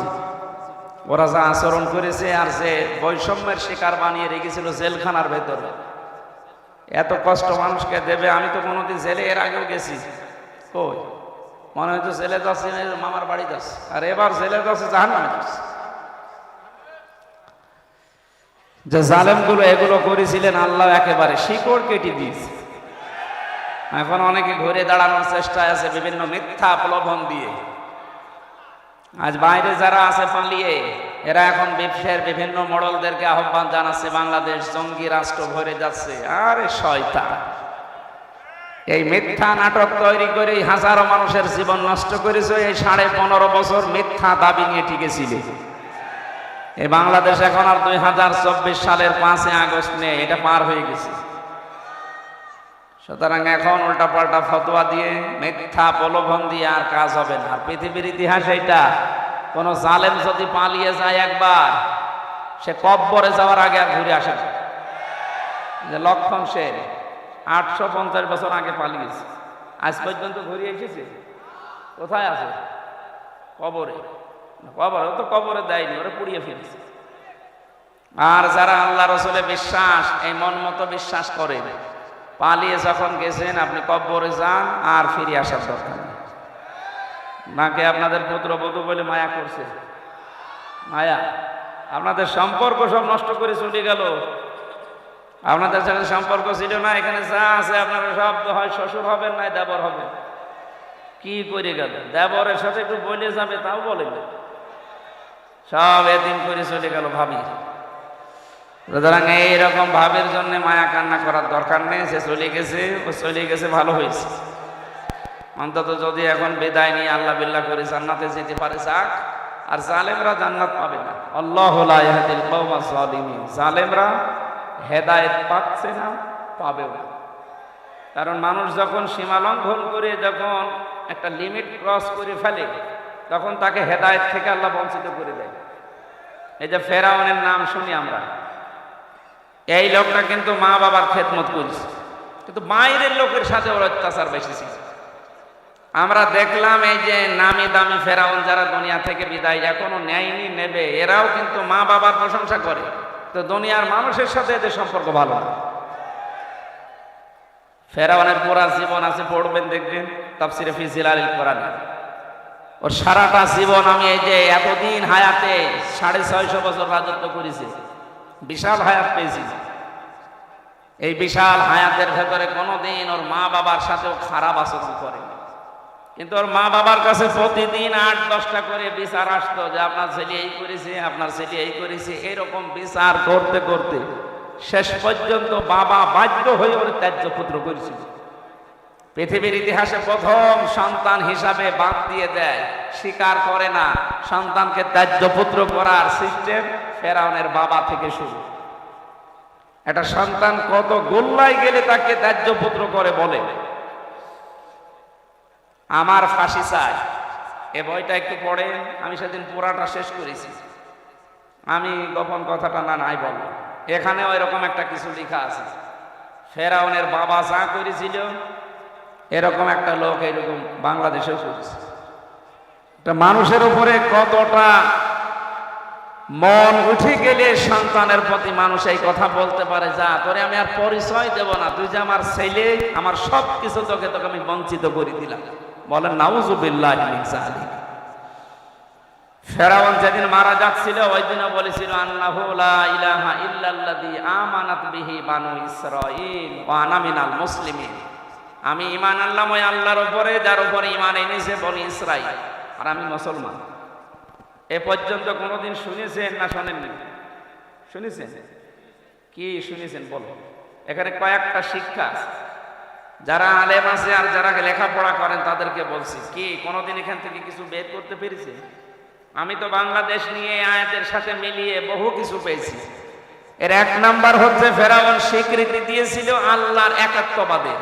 আন্নাহু লা ইলাহা ইল্লাল্লাযী আমানাত বিহি বানু ইসরাঈল। ও আল্লাহর একাত্মবাদের স্বীকৃতি দিয়েছে, কিন্তু সরাসরি বলে না আল্লাহ আমি তোমার প্রতি ঈমান আনলাম। ও ঘুরিয়ে বলেছে, ও ঘুরিয়ে বলেছিল আমি ঈমান আনলাম ওই আল্লাহর উপরে যার উপরে বানি ইসরাঈলরা ঈমান এনেছে। ফেরাউন সরাসরি আল্লাহকে ডাকে নাই, ঘুরিয়ে। কিভাবে বলেন না কেন? আজ দেশের দিকে তাকান, অনেকেই সরাসরি আল্লাহকে ডাকতে চায় না, ঘুরিয়ে। আপনি আল্লাহু আকবার বলে না, বলে আল্লাহ সর্বশক্তিমান। কেন এটা বলা লাগবে? আল্লাহু আকবার বলতে আপনার সমস্যা কি? বলে আমি অর্থ বলি। কিসের অর্থ? আল্লাহু আকবার মানে আল্লাহ সর্বশক্তিমান না, আল্লাহু আকবার মানে আল্লাহ সবচাইতে বড়, সর্বশক্তিমান। বাংলা যারা লেখাপড়া করে দেখেন এর ভেতরে অনেকগুলো শব্দ শিরিক লুকিয়ে আছে। আমার যেহেতু এটা আলোচনার সাবজেক্ট না, এটা সেমিনার না, ওইভাবে আপনি বুঝবেন না। সুতরাং আল্লাহু আকবার না বলে যারা ঘুরিয়ে ফেরাউনের মতো আল্লাহ সর্বশক্তিমান এই কথা বলেন, আমার মনে হয় তাদের ভেতরে ফেরাউনের কোনো দোষ লুকিয়ে আছে। দ্বিতীয় নম্বর, এটা এবার অনেকের সাথে মিলবে। দ্বিতীয় নম্বরে ফেরাউন স্বীকৃতি দিয়েছিল আল্লাহর, কিন্তু ওই জামানার যিনি প্রেরিত পুরুষ হযরত মুসা, কে? জবাব দেন না। ওই জামানায় আল্লাহ যাকে নবী রাসূল করে পাঠিয়েছিলেন, প্রেরিত পুরুষ বলা হয়, তার নাম কি? ও কিন্তু এ কথা বলে নাই আন্নাহু লা ইলাহা ইল্লাল্লাহ মূসা কালিমুল্লাহ, বলে না। ও বলেছিল আল্লাহর স্বীকৃতি দিলাম, কিন্তু মুসা নবীর সাথে আমার দ্বন্দ্ব আছে, মুসা নবীকে আমি মানি না। এ কথাও না বলার কারণে মুখের ভেতরে কাদা দিয়েছে। এখান থেকে আমার প্রায় 8টা না 9টা শিক্ষা আমি তাফসিরে দেখেছি। এর প্রথম শিক্ষা হচ্ছে, কোন মানুষ যদি আল্লাহকে মানে কিন্তু ওই জামানায় যিনি প্রেরিত পুরুষ তাকে মানে না, তার মরণ হবে ফেরাউনের মতো। আর বাংলাদেশে এটার সম্ভাবনা বেশি। আমি বলবো, আবার রাগ করবেন না তো, হ্যাঁ আমার গায়ে লাগছে এরকম বলবেন না তো। এদেশে বহু মানুষ বলে আমি কি নামাজ পড়ি না, আমি রোজা রাখি না। আরে ভাই, নামাজ পড়া রোজা রাখা কার হুকুম? বলেন বলেন। হজ করেন কার হুকুম? দান সদকা করেন কার হুকুম? আপনি আল্লাহটা মানলেন, কিন্তু তার প্রেরিত পুরুষ এই জামানায় কে? মুহাম্মদুর রাসূলুল্লাহ। কি মানেন না? এ জামানার জন্য এখন শুধু না, কিয়ামত পর্যন্ত বলি ইয়া আইয়ুহান নাস ইন্নী রাসূলুল্লাহি ইলাইকুম জামিআ। হে নবী, আপনি বলেন আমি তামাম দুনিয়ার সব মানুষের জন্য আল্লাহর পক্ষ থেকে কি হয়ে এসেছি? রাসূল। বলেন বলেন। রাসূলের বাংলা অর্থ কি? প্রেরিত পুরুষ। বাংলা অর্থ কি বলেন? সুতরাং এই জামানার জন্য যিনি পাঠিয়েছেন আল্লাহ, যাকে কিয়ামত পর্যন্ত যিনি ফাইনাল, যার সিগনেচার ছাড়া আপনি জান্নাত যেতে পারবেন না। আল্লাহর কথা বললে আপনি মেনে নেন, এটা আমিও দেখতে পাচ্ছি, কিন্তু রাসূলুল্লাহর রিসালাতের কথা যখনই বলা হয়, তিনি যখন রাসূল হয়েছিলেন 40 বছর বয়সে, এখান থেকে মরণ পর্যন্ত কত? 23। বলেন না কেন? 23 বছরের 13 বছর শুনতে অনেক মানুষ রাজি আছে, বলে হ্যাঁ 13 বছর মক্কায় শুধু মায়ের খেয়েছে। বলেন, আমিও কান্নাকাটি করি, আপনিও কাঁদেন, কিন্তু বাকি 10 বছর যে উনি প্রেসিডেন্ট ছিলেন, প্রেসিডেন্ট এমনি হওয়া যায়? বলেন। ওই কথাগুলো যখন তাফসিরের থেকে তুলে আনা হয়, তখন বলে না এটা তো কেমন হয়ে যাচ্ছে, এটা রাজনীতি, এটা দুনিয়ার কাজ। আল্লাহর কসম, এই বিশ্বাসে বিশ্বাসী যারা, রাসূলের 13 বছর মানে 10 বছর মানে না, ওর মরণ হবে ফেরাউনের মতো। এই হিসাবে বাংলাদেশে এবার মিলান তো মানুষ আছে না নেই? আমি তো অনেক মানুষ দেখতে পাই, কথা বললে বলে আমি আল্লাহকে মানি না, আমি আল্লাহর বিধান মানি না। মানেন তো আমিও জানি, ফেরাউনও আল্লাহ একজন আছে কথা বিশ্বাস করেছিল, ঠেলায় পড়ি। কিন্তু যখন সীমা একেবারে লঙ্ঘন করে গেছে, রিসালাত না মেনে, আল্লাহ তাকে হেদায়েত থেকে বঞ্চিত করে দিয়েছে। তাফসিরে হাক্কানির ভেতরে পেয়েছি, শেষ পর্যন্ত ও মুখ নড়ানড়ি করবে, জিবরাইল এসে কাদা লাগিয়ে দিয়েছে। এই জন্য কারো সীমা যখন অতিক্রম করে একেবারে বর্ডার ক্রস করে, তখন আল্লাহ তাকে বঞ্চিত করে দেয়। ও যদি বলতেও চায়, ওর মুখ দিয়ে আর বের হয় না। হয়তো এখন আর জিবরাইল আসবে না, কিন্তু আপনার মুখ আর জবান আর চালু হবে না। এই জন্য এমন কোন গনার সাথে, কাজের সাথে নিজেকে জড়ায় না, জড়িয়ে ফেলি যে আমাদের অবস্থা আবার জালেমদের মতো হয়ে যায়। জালেমদের বিরুদ্ধে নিজে আল্লাহ মামলা দায়ের করবে। জালেমদের বিরুদ্ধে মামলা দায়ের করবে কে? আরো জোরে। এই দেশে যারা 15.5 বছর জুলুম করেছে, এটা কি ওয়াজ করে বোঝানো লাগবে? এই 14 দল বাদ দিয়ে বাকি আমরা যারা আছি সবাই কম বেশি মাজলুম। এই কথা বলবেন না? এক একজনের মামলার খবর জানেন আপনি? আমি বিএনপির বহু লোকের সাথে জেলখানায় ছিলাম। একজনের মামলা 313টা, 560টা। ও সারা জীবন শুধু হাজিরা দিতেই চলে যায়। আমার 2 মামলায় যদি 3 বছর যায়, যার মামলা দিয়েছে 560টা, ও কতদিন হাজিরা দেবে বলে? অথচ বছর হয় 365 দিন, এক এক দিন দুটো মামলার হাজিরা দেওয়া লাগে। কি করেছেন আপনি? জুলুমের একেবারে শেষ পর্যায়ে পৌঁছে গিয়েছিলেন, এই জন্য ফাকতিয়া আছে। আল্লাহ বলেন আমি কেটে দিয়েছি। জালেমদের শিকড় যখন কাটা হয়ে গেছে, ওই জিনিস নিয়ে আর আশা করে লাভ নেই। আপনারা তাওবা করে ফিরে আসেন। আপনাদের ভালোর জন্য বলছি। কোরআনে কারিমের এই অনুষ্ঠান থেকে আমরা আহ্বান জানাচ্ছি, বিশাল একটা পাথর আল্লাহ আমাদের বুকের উপর থেকে সরিয়ে দিলেন। এ পাথরের নাম হচ্ছে IMA জাহিলিয়া। না, এটা ছিল 1000-1500 বছর আগে। এখন আল্লাহ যেটা সরিয়েছে এটার নাম আওয়ামী জাহিলিয়া। কথা বলেন না কেন? শব্দ প্রায় একই, IMA আওয়ামী। ওরা যা করতো এরা তাই করতো, শুধু একটা কাজ করে নাই। ওই জামানায় ওরা জীবন্ত কন্যাকে মাটি দিত, আর এই জামানায় জীবন্ত কন্যাকে মাটি দেয়নি, জীবন্ত কন্যাকে জাহান্নামে দিয়েছে। বেপরদার এমন লাইন খোলার চেষ্টায় ছিল, দেখেছিলেন? একজন মানুষ বেপরদায় চলবে, কিছু বলতেও পারবে না, উলঙ্গ অর্ধ উলঙ্গ হয়ে রাস্তাঘাটে আসবে, নিজে জাহান্নামে যাচ্ছে। শুধু তা না, আরো 8-10 জন নিয়ে যাচ্ছে। কেউ প্রতিবাদ করলে তাকে পর্যন্ত 4 দেওয়ালের মাঝে আটক করে রাখা হতো। আমি বহু দেখেছি। 1500 বছর আগে ওই জামানায় যারা কাফের মুশরিক, ওরা জীবন্ত কন্যাকে মাটি দিত। আরে 1500 বছর পরে আমরা দেখলাম এরা জীবন্ত কন্যাকে জাহান্নামের আগুনে পাঠাচ্ছে। আল্লাহ আমাদের যাকে হেফাজত করেছে। নবীর পিঠ থেকে আল্লাহ পাথর সরিয়ে, বোঝা সরিয়ে পিঠ সোজা করে দিয়েছিলেন, আর আমাদের বুকের উপর থেকে পাথর সরিয়ে নিঃশ্বাস নেওয়ার এবং কথা বলার একটা সুযোগ করে দিয়েছে। আজকে যদি 2024 সালের 5 আগস্টের আগে হতো এই অনুষ্ঠানটা, এতগুলো মানুষ এক জায়গায় করতে 14 জায়গায় অনুমতি লাগবে। আজকে এক জায়গায় লাগে না। অনুমতি যারা দেবে তারা এসে পাহারা দিচ্ছে। এই কথা বলছেন না? বিশাল একটা নিয়ামত না? এই নিয়ামত যারা পেয়েছি খুশি হয়ে বলেন আলহামদুলিল্লাহ। দরুদ আর সালাম পড়ছে আমাদের নবী মুহাম্মদুর রাসূলুল্লাহ সাল্লাল্লাহু আলাইহি ওয়াসাল্লামের প্রতি, যার রিসালাতের এই 23 বছরই মেনে নেওয়া প্রত্যেকটা উম্মতের জন্য ফরজে আইন। ফরজ না, ফরজে আইন। নবীজিকে কেউ যদি না মানে ওর জীবনের গুনাহ মাফ হবে। বারাকাল্লাহু লানা ওয়া লাকুম ফিল কোরআন। আমার লিখিত বই কারাগারে বসে লিখেছিলাম, 2-3 দিন আগে বের করেছি। ওটা নিয়ে যাবেন যাওয়ার সময়। ব্যাগ যারা নিয়ে গেছেন, এই ব্যাগের ভেতরে আরো টাকা নেবেন। ও ব্যাগ ছাড়েননি? ব্যাগ মনে হয় ছাড়া হয়নি। যারা নিয়ে যাচ্ছে ওনাদের কাছে নিয়ে যাই, মোনাজাত করে যাবেন। আমি মুসাফির অবস্থায় আছি। মহিলা মানুষের মুখে দাড়ি হলে করণীয় কি? চিকিৎসা করাবেন না কেটে ফেলবেন?